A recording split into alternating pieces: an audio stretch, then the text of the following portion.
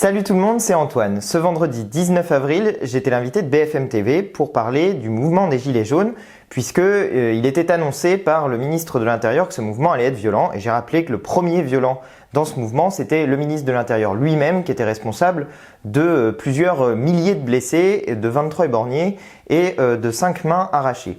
Donc voilà, ça c'était pour le mouvement des Gilets jaunes. Et puis dans cette émission, on a aussi parlé des vraies fausses annonces d'Emmanuel Macron, des annonces de Macron qui ont fuité et qui sont censées répondre au mouvement des Gilets jaunes. Et j'ai démontré pourquoi, à mon avis, toutes ces mesures qui ont fuité donc ne répondent pas aux attentes des Gilets jaunes et sont même largement en dessous, voire sont de nature à renforcer le mouvement, puisqu'il y a un certain nombre de choses comme la baisse de la dépense publique, donc la coupe d'un certain nombre de services publics qui sont de nature à renforcer le mouvement des Gilets jaunes et à augmenter encore la colère dans notre pays. Voilà, je vous laisse regarder cette émission et puis comme toujours, je vous retrouve à la fin. Benjamin Morel, c'est un énorme défi pour le ministre de l'Intérieur, la gestion de cette journée de demain. Oui, parce qu'on a vu un Christophe Castaner qui avait été mis en difficulté au mois de mars. Et un Christophe Castaner, d'une certaine façon, qui est aujourd'hui un peu sur un siège éjectable, avec un peut-être remaniement au lendemain des européennes. Donc cette journée, pour le ministre de l'Intérieur, va être cruciale, parce qu'en effet, on attend des casseurs, parce qu'en effet, on attend des Black Blocs, et on attend également qu'il y ait un minimum d'ordre, et que les scènes que l'on a vues au mois de mars ne se reproduisent pas. Alors quand il dit les casseurs seront au rendez-vous demain, la menace semble plus forte que le 20 avril. Est-ce que ça vous semble justifier ces craintes, Antoine Léaumont ? C'est pas à moi de le dire, c'est au service de renseignement et de toute évidence, ils ont l'air d'avoir des informations qui laissent comprendre qu'il pourrait y avoir des gens qui se mêlent aux manifestations. Mais je veux redire que c'est justement le rôle du ministre de l'Intérieur et de la police qui est sous ses ordres de faire respecter la loi et l'ordre. Donc il y a une tendance un peu fâcheuse depuis maintenant 23 semaines à mettre sur le même plan les casseurs et les gilets jaunes, à faire l'amalgame un peu entre le mouvement des gilets jaunes et ces gens qui viennent pourrir les manifestations avec leur violence. Donc vraiment, il faut rappeler que c'est le rôle du ministre de l'Intérieur, que par ailleurs il ne l'a pas fait correctement précédemment, et que quand on en est à 23 semaines de mobilisation où il y a, parce qu'il n'y a pas seulement les violences qui sont celles des casseurs, il y a les violences qu'on a pu constater dans la rue, y compris contre les manifestants. On en est à plus de 2200 blessés, je crois. Il y a eu 5 mains arrachées, 23 personnes éborgnées. Donc Monsieur Castaner lui-même est responsable d'un certain nombre de violences qui s'expriment contre les manifestants et qui sont des violences absolument intolérables. Est-ce qu'il y a un amalgame entre les casseurs et les gilets jaunes, Bruno Fuchs ? Il n'y a pas d'amalgame, je pense pas, mais il y a visiblement une coproduction, c'est-à-dire qu'il y a un partenariat entre les gilets jaunes ultra, les gilets jaunes du début qui étaient dans un mouvement social très très fort auquel le président va répondre jeudi, mais on voit bien que les appels à manifester couvrent aujourd'hui la possibilité pour les Black Blocs de venir faire de la violence. Moi, ce que je voudrais dire, c'est que le pays vit une situation extrêmement grave, une solennelle, avec une volonté, une nécessité de solidarité, de communion en ce week-end pascal. Je pense que les gilets jaunes ultra qu'on voit là ont perdu l'occasion, certainement, de montrer qu'ils étaient au-delà de l'intérêt catégoriel, dans l'intérêt de la nation. Et c'était le moment ou jamais, justement, pour montrer la force de ce mouvement, la force que le mouvement avait de l'intérêt général, de la cohésion autour de la nation et de la République. C'était le moment, je pense, de ne pas manifester. Maintenant, chacun est libre de manifester, bien évidemment. Ça, c'est une des grandes forces de notre pays démocratique. Axel Ronde, comment les forces de l'ordre se préparent à une telle journée ? On voit bien, le préfet de police nous l'a rappelé, ça sera énormément de mobilité et du commandement local. C'est vraiment les commissaires qui seront à la tête de compagnies républicaines de sécurité et d'escadrons gendarmerie mobile qui pourront intervenir d'initiative. C'est ce que nous souhaitions depuis de nombreux mois, puisque effectivement il fallait demander en gros les instructions à la salle de commandement pour dire la situation qui se passait actuellement sur le terrain, et malheureusement nous arrivions trop tard pour mettre un terme aux exactions. Là, les commissaires sur place pourront donner les instructions directement aux effectifs qui sont en charge pour rétablir l'ordre dans les zones où il y en aura besoin. Expliquez-nous pourquoi il est si difficile d'interpeller les Black Blocs. Parce que malheureusement ils se fondent dans la masse. Donc effectivement, nous on fait pas de distinguo. Maintenant, ça serait bien que les gilets jaunes qui veulent manifester pacifiquement se désolidarisent immédiatement quand il y a des exactions commises. Ça nous permettra effectivement, nous, d'intervenir plus rapidement et d'interpeller ces individus qui n'ont rien à faire, sur ces parcours qui, eux, leur but, c'est uniquement casser et piller. Antoine Léaumont, sur ce point, il faut que les gilets jaunes se désolidarisent de ce qu'il y a. Si vous écoutez à peu près tous les gilets jaunes qui viennent soit parler sur vos plateaux, soit que vous interviewez dans des reportages sur place, ils vous disent tous qu'ils sont pas d'accord avec les violences. Ils vous disent tous qu'ils sont là pour des revendications sociales. Et je voudrais vous dire, monsieur, tout à l'heure vous disiez, il faudrait que les gilets jaunes ne manifestent pas et qu'ils fassent prôner l'intérêt. J'ai dit ce week-end. Oui, mais non. Une trêve. Aucun week-end, les gens n'arrêteront de manifester et c'est dans l'intérêt de la nation qu'ils manifestent. Les gilets jaunes manifestent dans l'intérêt de la nation et je vais vous dire pourquoi. Les 10 milliards d'euros qu'ils ont réussi à récupérer, à arracher en réalité à monsieur Macron, ces 10 milliards d'euros, on voit déjà leur effet sur l'économie du pays, on voit déjà leur effet sur la croissance. C'est bien la preuve que ce que disait la France Insoumise depuis le début est vrai. Ce qui fonctionne, c'est la relance publique. Ce qui fonctionne, c'est d'augmenter les petits salaires. Ce qui fonctionne, c'est d'aider ceux qui ont des petites payes à avoir davantage pour consommer mieux, pour consommer local, pour produire en France et créer de l'emploi en France. Manifester jusqu'à quand ? Gilets jaunes, manifester jusqu'à quand ? On attend des annonces très bientôt, jeudi. Jusqu'à obtention de la satisfaction des revendications.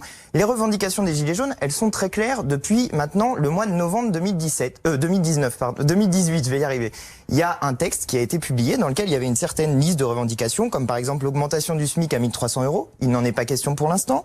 Pas de retraite sous 1 200 €. Il n'en est pas question pour l'instant. Il y avait un certain nombre de demandes comme ça, de revendications, la suppression du CICE pour récupérer 20 milliards d'euros par an, le rétablissement de l'ISF. Toutes ces mesures-là, c'est des mesures qui sont portées par les Gilets jaunes depuis maintenant 5 mois, pardon. Décidément, j'ai des problèmes avec les mois, mais comme il commence à y avoir 23 semaines de mobilisation, ça fait beaucoup. Non, j'ai absolument aucun problème avec les chiffres. Donc, tant qu'il n'y aura pas satisfaction de ces revendications et des revendications démocratiques comme le référendum d'initiative citoyenne, les gens continueront légitimement à manifester pour obtenir la satisfaction de leurs revendications. Et vous dites pas de trêve demain sur ce point, Benjamin Morel. Oui, si vous voulez, il devrait y avoir une trêve. C'est-à-dire que pour l'image du mouvement et au vu de la séquence politique, parce que cette grande mobilisation, elle était faite pour répondre aux annonces d'Emmanuel Macron qui n'ont pas eu lieu officiellement. Donc il devrait y avoir une trêve, mais il ne peut pas y avoir de trêve pour 2 raisons. Première raison, on l'a déjà dit plusieurs fois, c'est un mouvement qui fonctionne sur la base du rituel. On ne peut pas couper un rituel, sinon vous obérez l'avenir du mouvement. Deuxième point, eh bien, ce mouvement-là, il est composé de gens qui se sont organisés depuis longtemps pour converger ce jour-là sur Paris.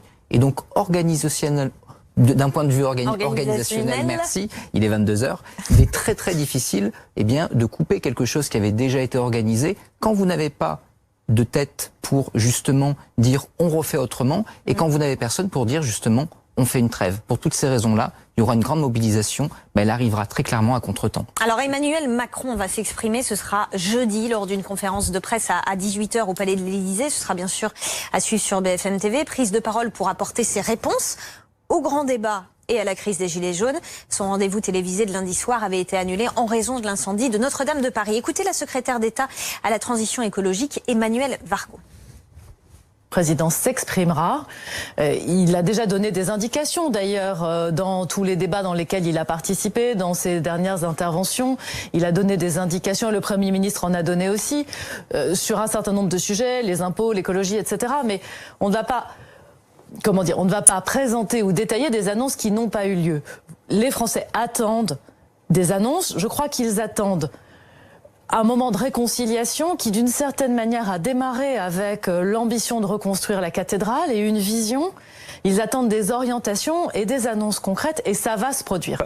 Les Français attendent un moment de réconciliation qui, d'une certaine manière, a démarré avec l'ambition de reconstruire la cathédrale. Voilà ce que dit la secrétaire d'État. Vous êtes d'accord, Benjamin Morel ?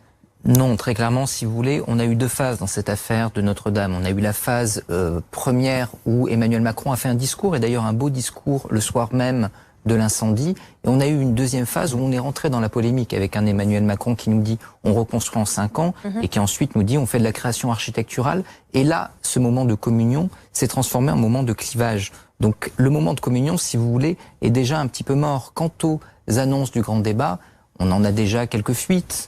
Pour ne pas dire l'essentiel, alors il y aura peut-être d'autres choses, mais de toute façon, elles ne vont pas créer l'unité de la nation. C'est-à-dire que, fondamentalement, elles ne convaincront pas les Gilets jaunes, elles convaincront très probablement les soutiens de la majorité. Elles peuvent permettre à la majorité de regagner une partie des classes moyennes et de réaffermir un petit peu sa base électorale. Mais très clairement, le clivage que l'on connaît depuis quelques mois ne va pas s'éteindre jeudi. On va regarder justement certaines de ces annonces qui ont fuité. La baisse de l'impôt sur le revenu pour les classes moyennes, pour les retraites de moins de 2000 €, une réindexation sur l'inflation. Pour les familles monoparentales, l'État se porterait garant des pensions alimentaires. Il y a aussi des annonces qui concernent la démocratie, moins d'élus, plus de proportionnels, des référendums locaux, des référendums d'initiative citoyenne sur des sujets locaux. Est-ce que vous attendez, Bruno Fuchs, que le président revoie sa copie d'ici jeudi? Est-ce qu'il y a des ajustements, à votre avis, à apporter? Là, on est sur une série de mesures qui ont fuité. Ce qu'il manque autour de ces mesures, et avec d'autres mesures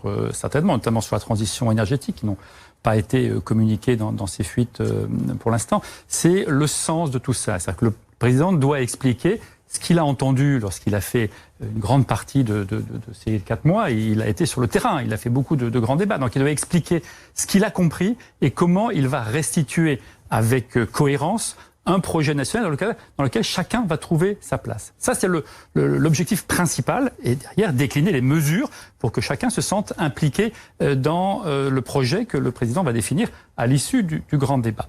Il y a 2 types de mesures qui ne pourront pas être prises assez clairement, mais tout le monde le sait depuis longtemps. D'abord, c'est les mesures que souhaitent les Gilets jaunes qui vont manifester demain, c'est-à-dire une 6e République, la démission du président, et on le voit, une grande majorité des manifestants de demain qui ont une autre volonté de mettre en place un autre modèle politique, moins libéral, moins social-libéral, et ça, c'est des débats politiques qu'on a, mais qui ne se tranchent pas dans la rue, qui se tranchent dans les urnes. Et puis ensuite, il y a le vrai débat économique, avec les mesures que vous avez cité tout à l'heure. Clairement, l'Italie a changé de régime politique avec une coalition droite et gauche, avec un parti qui est cousin de la France insoumise. Voilà, ils ont fait de la relance. Ils ont fait de la relance, justement, comme vous le souhaitez. Résultat, l'Italie est en croissance négative et on a un désastre économique qui s'annonce. Donc, il faut savoir ce qu'on fait. On a, depuis longtemps dans le pays, dit que la dette était beaucoup trop élevée.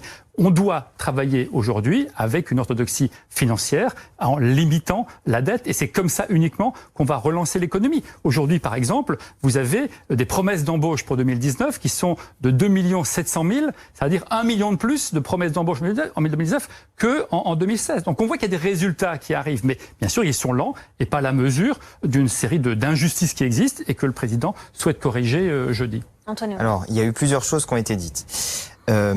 D'abord sur la dette, la dette aujourd'hui dans notre pays, elle est tellement importante qu'il y a peu de chances qu'on arrive à la payer. Et en réalité, en ce moment, on est en train de faire de l'économie sur notre dette parce qu'on est en train de s'endetter à moins cher sur les marchés financiers, pour des raisons qui ont peu à voir avec la politique du gouvernement. Mais passons sur ce point. On a vu que les mesures de relance de l'économie avaient un effet positif sur la croissance. C'est vrai en France, c'est vrai aussi au Portugal. Peut-être que ce n'est pas vrai en Italie, mais en attendant, dans les pays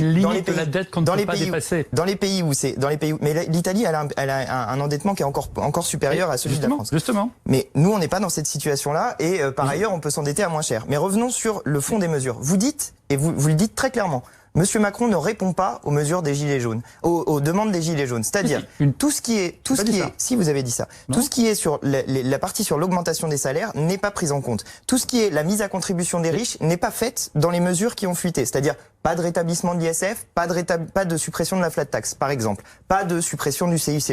Toutes ces mesures-là, qui sont des mesures de mise à contribution des plus fortunés de notre pays, dont on a pu voir qu'ils étaient, laissez-moi finir s'il vous plaît, dont on a pu voir qu'ils étaient capables de sortir 600 millions d'euros pour restaurer la cathédrale Notre-Dame comme ça d'un claquement de doigts. Tous ces gens-là qui ont un fric monstre ne sont pas mis à contribution par Emmanuel Macron. Bruno Fuchs, j'aimerais vous entendre juste parce qu'il nous reste 1 minute. Oui. On poursuivra dans la prochaine demi-heure, mais j'aimerais juste vous laisser répondre sur ce point-là.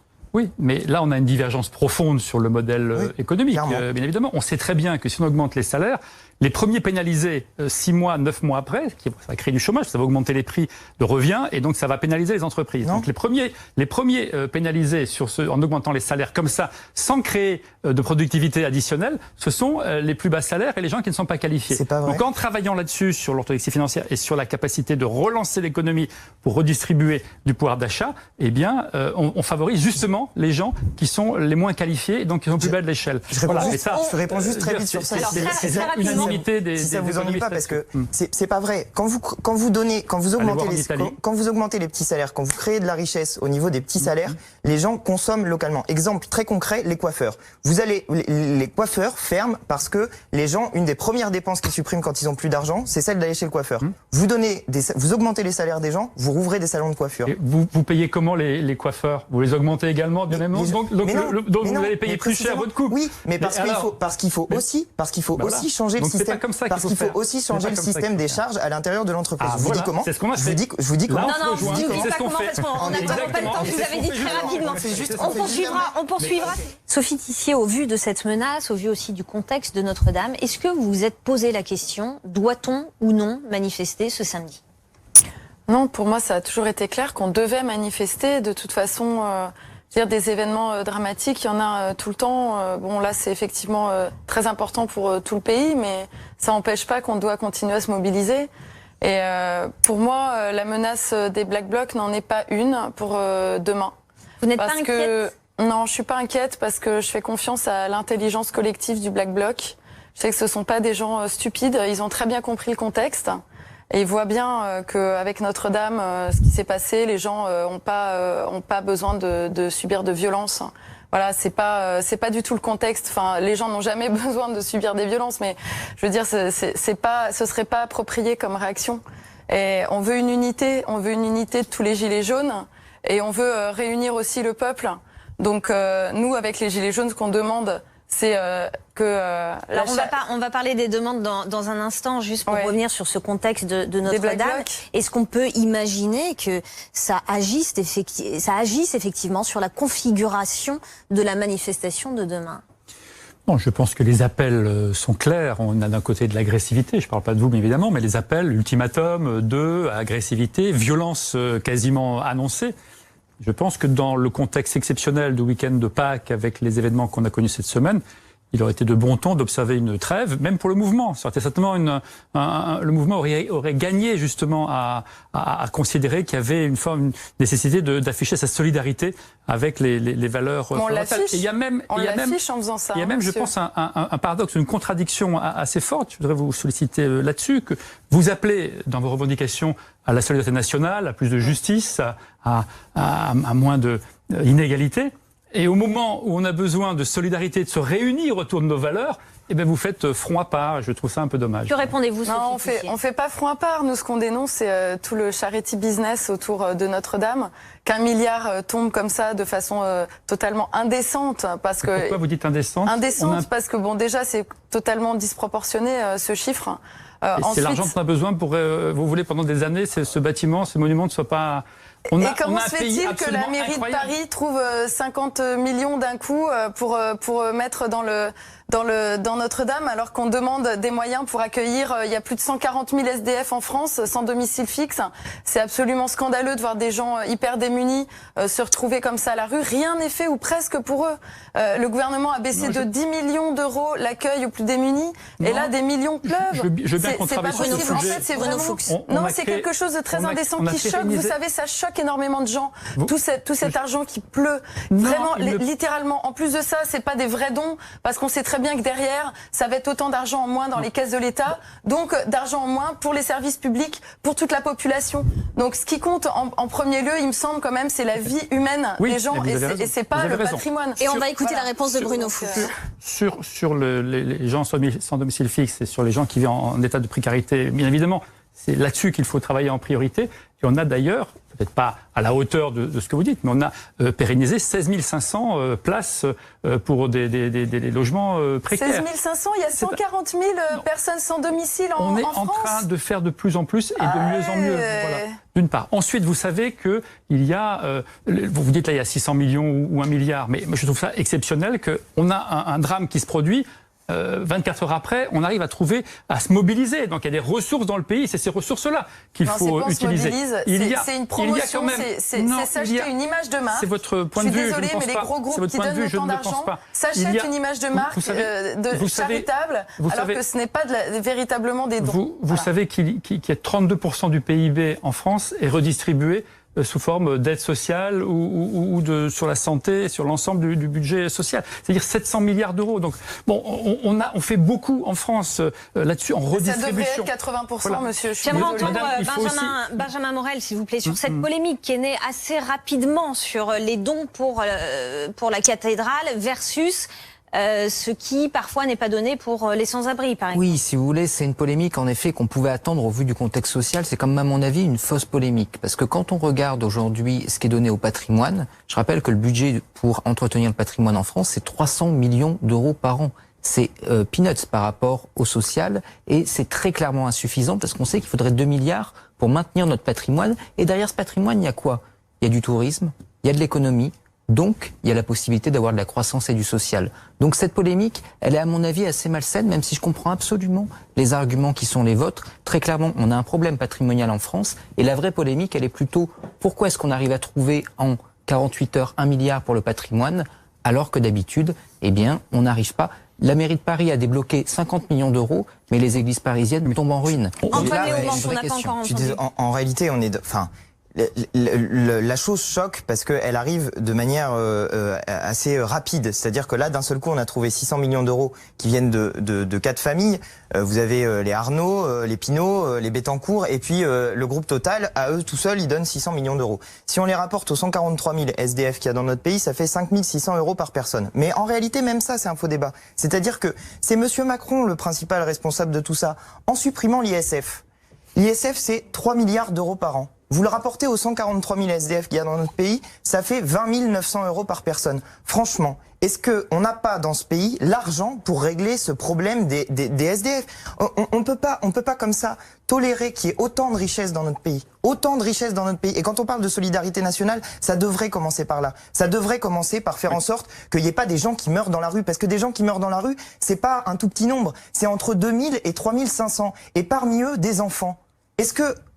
Est-on devenu fou à ce point pour, dans un pays aussi riche que le nôtre, dans lequel il y a des gens comme Monsieur Arnaud qui ont en fortune personnelle 2 fois le budget de l'éducation nationale, est-ce qu'on est devenu assez indifférent à la misère pour ne rien faire, alors qu'on peut régler le problème avec une manière simple. Je vous ai donné le moyen de filer 20 000 euros par mois, par an, à chaque SDF dans notre pays. C'est pas comme ça qu'il faut régler le problème. Mais ça vous donne des échelles de valeur. Voilà. Donc rétablissez l'ISF, réglez le problème des SDF, et vous aurez fait quelque chose d'utile. Le problème de l'ISF est une des grandes indemnités de nos sociétés, on convient, et depuis 1954, chaque année, on essaie de progresser sur le sujet. On n'a pas réglé encore collectivement cette question. Mais c'est pas la question de l'ISF qui va régler. Il n'y a pas que ça. Il y a la progressivité de l'impôt sur le revenu aussi. Parce qu'il y a un phénomène médiatique, mais le mécénat, c'est 3,5 milliards chaque année que les entreprises donnent sur l'éducation, sur le patrimoine, sur la santé, sur le social. C'est 8 milliards de dons. Donc c'est beaucoup plus large que ça. Aujourd'hui, en 24 heures, on parle de ces 600 millions. Très bien, mais il y a une chose qui s'appelle l'impôt. Mais c'est un phénomène aussi qui existe et chaque année, les entreprises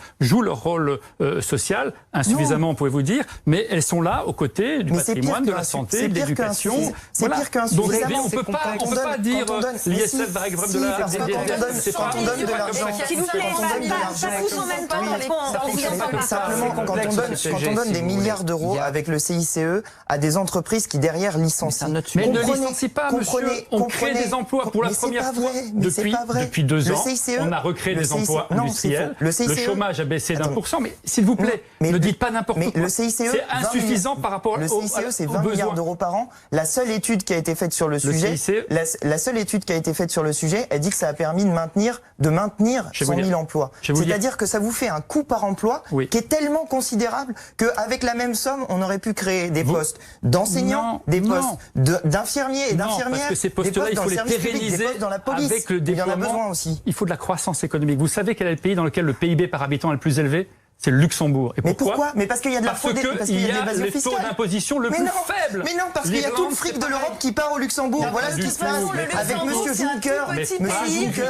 Monsieur Juncker. Alors, on ne mettra pas d'accord sur ce point. J'aimerais écouter Benjamin Morel. Il faut que j'aimerais écouter Benjamin Morel. Le Luxembourg est riche parce qu'il ramasse le fric de l'Union européenne grâce à Monsieur Juncker qui l'a organisé. J'arrivais sur la question du mécénat. C'est une question complexe, cette question du mécénat, si vous voulez, parce que si vous dites aux entreprises, vous ne défiscalisez pas, eh bien, vous risquez en effet d'avoir des secteurs entiers qui, eh bien, des associations notamment, qui n'auront plus de subventions. Et pour le patrimoine, c'est pareil. Prenez l'église de Saint-Germain, qui vient juste d'être rénovée.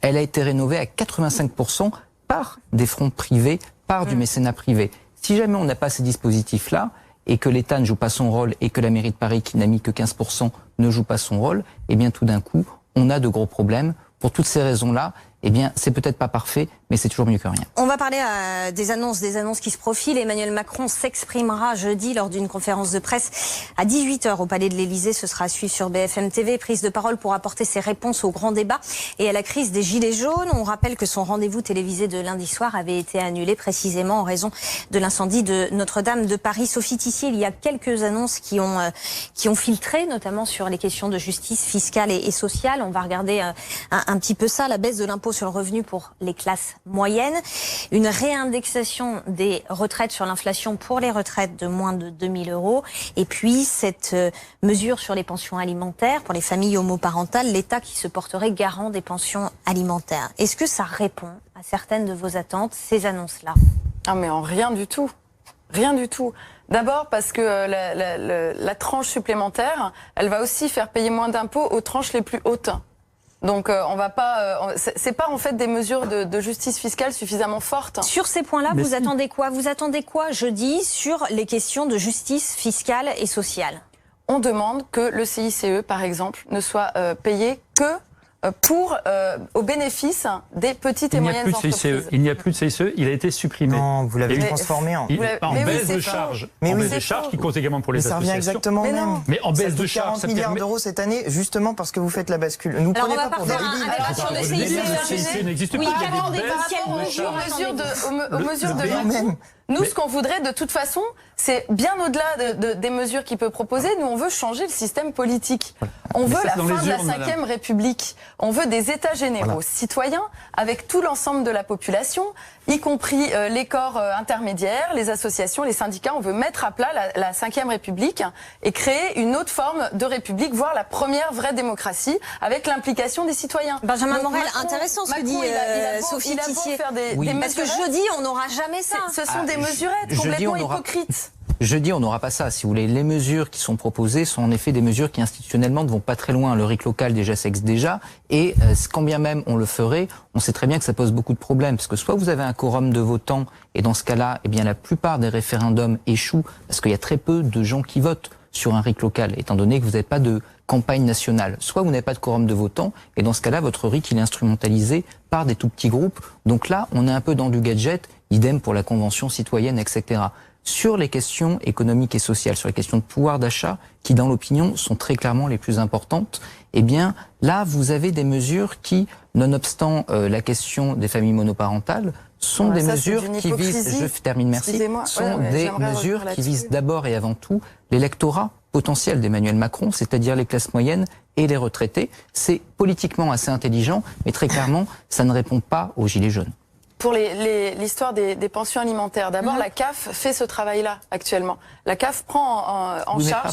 Pas de cette façon-là. Pas de cette façon-là. Limite à 130 euros. En tous les cas, de toute façon, c'est pas à l'État de se substituer au rôle des pères. Voilà. Et s'il y a des pères qui n'arrivent pas à prendre en charge leur rôle parental, soit c'est parce qu'ils sont en grande difficulté, qu'ils n'ont pas de travail, qu'ils n'arrivent pas à assumer, mais il y a aussi beaucoup de pères qui font ça uniquement pour mettre à mal leur ex-compagne et qui pour ça les visent en ne leur versant pas de pension alimentaire. Mais il y a vous ne reconnaissez au niveau du sexisme ambiant qu'il y a dans cette société. Aucun point positif. Laissez-moi parler. Sur les 40% des hommes ne payent pas leur pension alimentaire lorsqu'ils la doivent. Ça devrait déjà interpeller moralement que des hommes puissent se permettre de ne pas payer la pension. Ils sont pas tous chômeurs et précaires. Sophie Tissier, est-ce que vous rejetez... Et c'est peut-être là-dessus qu'il faudrait prendre des mesures. Plutôt que l'État se substitue à la responsabilité des pères, peut-être qu'il faudrait aller chercher ces hommes-là pour les... Est-ce que vous rejetez toutes les annonces d'Emmanuel Macron en bloc? toutes ces annonces qui ont fuité, rien n'est bon. Ce sont vraiment des... Enfin, ça sert à rien. C'est pas ça qui va régler les problèmes de pouvoir d'achat. Enfin, les gens ont besoin pas seulement d'emploi, il faut de l'équité, il faut la redistribution des richesses. C'est simple. Il doit on a des milliards. Le PIB augmente jeudi. Regardez, le reversement, les actions ça sert à rien. aux actionnaires. Excusez-moi, mais arrêtons. Antoine Léaumont. C'est même pire que ça. C'est que il y a un certain nombre de potentielles annonces, puisque pour l'instant on débat sur des choses qui ont fuité, donc on ne sait pas ce qu'il va dire. Mais il y a un certain nombre de choses qui vont créer des nouveaux problèmes. Quand M. Macron dit qu'il va falloir baisser la dépense publique, de quel service public exactement il parle? Est-ce qu'il parle de la police? Est-ce qu'il parle de l'hôpital? Est-ce qu'il parle de l'éducation? De quoi il parle? Dans quoi encore on va voir du service public reculer? Premier point. Deuxièmement, il est question d'augmenter le temps de travail. Alors là, pour le coup, il risque de provoquer des actes 24, 25 et 26 vraiment très très forts au niveau de la mobilisation. Ne commentez pas des suites. S'il s'agit d'augmenter la durée du travail hebdomadaire, qu'est-ce qu'il va faire? 39 heures? 40 heures? S'il s'agit de repousser l'âge légal de départ à la retraite, qu'est-ce qu'il va faire? 65 ans? 70 ans? Donc, il n'a absolument pas pris la mesure du moment dans lequel on est. On est dans un moment à caractère révolutionnaire. Quand les gens sont dans la rue avec des revendications sociales extrêmement fortes et des revendications autour de l'impôt, qui sont la base de la Révolution française en 1789. Quand les gens demandent des choses comme la 6e République, le référendum d'initiative citoyenne, et qu'on y répond par des mesurettes isolées les unes des autres pour essayer de flatter un électorat dont vous parliez tout à l'heure, et d'essayer d'aller chercher des gens pour diviser le peuple, ben quand on répond comme ça à une crise à caractère révolutionnaire, on s'assure à peu près du fait qu'on va avoir disons, la chose ne va plus être seulement du caractère révolutionnaire et avancer vers un sens qui n'est pas celui que je pense souhaite M. Macron. Moi, après, je fais partie de ceux qui souhaitent un mouvement révolutionnaire dans notre pays. Antoine Léaumont. Voilà, comme toujours, j'espère que ce que j'ai dit dans cette émission vous a plu, vous a intéressé, vous a convaincu. Si c'est le cas, n'hésitez pas à vous abonner à ma chaîne en n'oubliant pas de cliquer sur la petite cloche pour recevoir des notifications. Je vous invite aussi, si ça vous a plu, à partager cette vidéo et à mettre des petits pouces bleus pour l'aider à monter dans les tendances. Et puis, quoi qu'il en soit, n'hésitez pas à me dire dans les commentaires ce que vous en avez pensé parce que moi, ça m'aide beaucoup à progresser. En attendant, je vous dis à très bientôt pour de nouvelles vidéos. Allez, salut!